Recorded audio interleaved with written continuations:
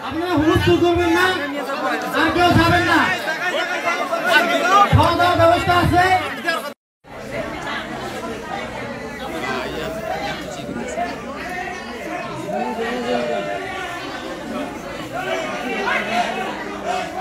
তো মাথা খারাপ হয়েছে, টিয়া দিছি আমি, জয়েন করছি আমি, 100% জিতব আমি, মানেই না।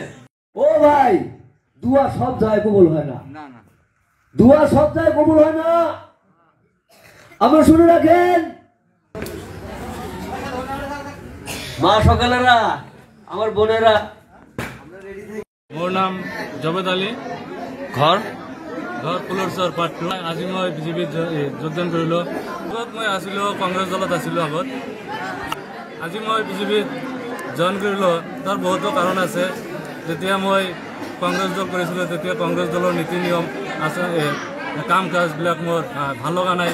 এইকাৰণে মই এই দলটো ত্যাগ কৰি আজি বিজেপি দলত জইন কৰিলোঁ। কাম কাজবিলাক ভাল লাগে। আজি বিজেপি দলে আমাৰ মাইনৰিটি মানুহবিলাকক বহুত সহায় কৰি আছে, সহযোগিতা কৰি আছে। এখন যোগদান কাৰ্যসূচী আছিল আৰু এই যোগদান কাৰ্যসূচীত আজি কংগ্ৰেছ আৰু ইউডিএফৰ ওপৰত 500 জনেৰো অধিক মানুহে মুকলিভাৱে বিজেপিক আঁকোৱাই লৈ বিজেপিৰ প্ৰতি জইনিং হ'লে আৰু বিজেপিক ভোট দিব বুলি প্ৰতিজ্ঞাবদ্ধ হ'লে। এইটো ভাল কথা। আমাৰ 11জন প্ৰাৰ্থীয়ে ঘোষণা কৰিছে। আমাৰ এতিয়া আমাৰ ধুবুৰী ভগৱানৰ কাৰণে কিন্তু আমাৰ ধুবুৰী দিব, আমাৰ এজিপিক দিব, যাকে দিয়ক আমাৰ কথা নাই।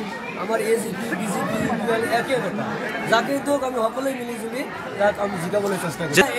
দুৰ্বল নাই, কাৰণ আমাৰ ইয়াতে ইউডিএফ আছিল, বদৰুদ্দিন আব্দুল সাহেব আমাক 100 বছৰ পিছুৱাই দিছে, কোনো ডেভেলপমেণ্ট কৰা নাই ইয়াতে। এতিয়া ৰাইজে মানুহে বুজি পাইছে, এতিয়া কোনো কথা নাই আৰু ডাইৰেক্ট আপোনাক বিজেপি ভোট দিব।